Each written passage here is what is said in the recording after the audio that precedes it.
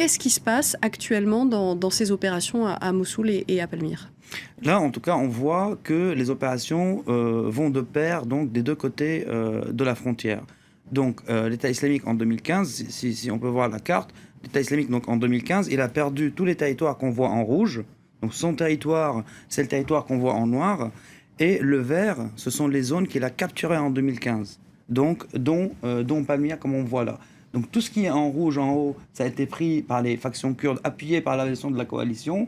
Et tout ce qui est rouge ici, ça a été donc appuyé par la coalition, mais ce sont les milices chiites qui les ont pris. Et dans la région de Ramadi, c'est des milices sunnites anti-djihadistes qui ont pris ces zones-là. Maintenant, si on rentre dans le détail de ce qui se passe à Palmyre, hier, on a beaucoup entendu dire que l'armée syrienne, donc, et les milices, comme vous l'avez très bien dit, étaient entrées dans la ville. En fait, les combats se déroulent en ce moment. Donc là, c'est la carte de la Syrie, on voit Palmyre. Les combats se déroulent en ce moment sur cette ligne jaune qu'on voit. Donc la ligne jaune là qu'on voit. La citadelle de Palmyre a été prise ce matin. Et donc là, on n'est pas encore dans la ville. Et ça, c'est le site archéologique. Donc les combats se déroulent là, on est à peu près à 3 km. Les zones qui ont été prises, on va les voir en photo. Donc il y aura des photos qui seront mises dos à dos. Ça, c'est des photos de l'armée syrienne. Donc ça, c'est le palais de Moza. La reine Moza, c'est un palais qui appartient au Qatar. On va voir plusieurs photos qui situent donc géographiquement ce qu'on décrivait tout à l'heure. Là, c'est la citadelle qu'on voit au fond qui a été prise ce matin. Donc on est encore à peu près 4-5 km de la ville. Et donc, il y a d'autres photos. Là, c'est la station-service au sud-ouest de Palmyre. Donc ça, c'est les points les plus avancés de l'armée syrienne par rapport à la ville. Là, c'est la ville. Là, c'est le complexe donc, qui appartient au Qatar. C'est des photos de l'État islamique qui datent de quelques mois. Mais c'est juste pour faire la comparaison. Là, on voit donc, le même palais qu'on a vu tout à l'heure dans les images de l'armée syrienne qui démontrent qu'ils ont quand même pris ce palais et à quel point ils sont avancés vers le centre-ville et vers l'ancienne ville. Par contre, donc, les djihadistes, hier, là, c'est le palais. Dont on parlait, mais dans des images de l'État islamique qui datent de quelques mois. Donc on voit bien, c'est le même palais qu'on a vu donc tout à l'heure.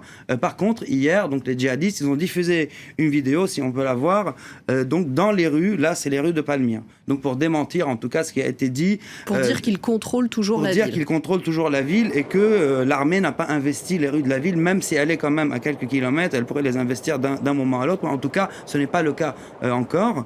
Et comme vous l'avez dit dans votre introduction, l'appui aérien russe, il est massif, avec des hélicos de combat et des avions de chasse. La présence du Hezbollah au Libanais, elle est avérée, et de conseillers russes aussi au sol. Et même le CENTCOM, donc le commandement central américain, il a annoncé hier dans les frappes du 24 mars qu'il a frappé aussi une position importante tactique de l'État islamique dans la ville de Palmyre. Donc il y a une concordance des forces pour essayer de chasser les djihadistes de la ville qui, malgré tout, la contrôlent, en tout cas jusqu'à l'heure, malgré les dernières avancées ce matin et la prise de la citadelle qui est quand même à quelques kilomètres encore de la ville. Et à Mossoul, alors, comment ça se passe? Donc à Mossoul, l'annonce de la bataille de Mossoul, il faut rester mesuré avec ça. Parce que là, les batailles se déroulent dans une zone qui s'appelle Mahmour. Donc une zone, si on peut voir la carte aussi, qui est quand même assez loin de dizaines de kilomètres, à peu près 90 kilomètres de Mossoul. Et pourquoi Mahmoud? Parce que c'est là-bas qu'un soldat américain a été tué il y a quelques jours suite à un bombardement des djihadistes. Donc Mahmoud est une zone entre Erbil, donc kurde, dans la zone kurde, la capitale du Kurdistan irakien, et Mossoul. Et elle est encore à portée de canon ou de roquettes, en tout cas, des djihadistes. Et cette avancée, cette poussée, c'est pour prendre un petit peu de terrain et au moins que les soldats basés là-bas, parce que les Américains comptent se baser durablement là-bas, ne soient plus à portée de canon. Mais on est encore loin donc, de la vraie bataille de la ville de Mossoul, parce que même donc, la rivière, le Tigre, n'a pas été encore traversée par les forces qui ont annoncé le début de cette bataille, qui va s'annoncer bien sûr longue et très périlleuse face aux djihadistes, sans oublier que Mossoul, c'est une ville de 2 millions d'habitants. Et donc c'est la plus grande agglomération aujourd'hui entre les mains des djihadistes, et que géographiquement et militairement parlant, ça ne va pas être une simple traversée en tout cas. Donc on imagine bien là aujourd'hui que pour le groupe État islamique, perdre Palmyre est beaucoup plus proche que la perte de Mossoul. Est-ce qu'il y a un lien entre ces deux offensives? Écoutez, en tout cas, on voit qu'il y a une meilleure coordination ou une volonté de meilleure coordination. Et c'est pour ça que j'ai mentionné la frappe américaine à Palmyre. Ça n'arrive pas souvent que les avions de chasse américains soutiennent les forces syrienne gouvernementale au sol. C'est arrivé autour de l'aéroport de Kweires, c'est arrivé autour de Deir ez-Zor, mais ça reste très ponctuel.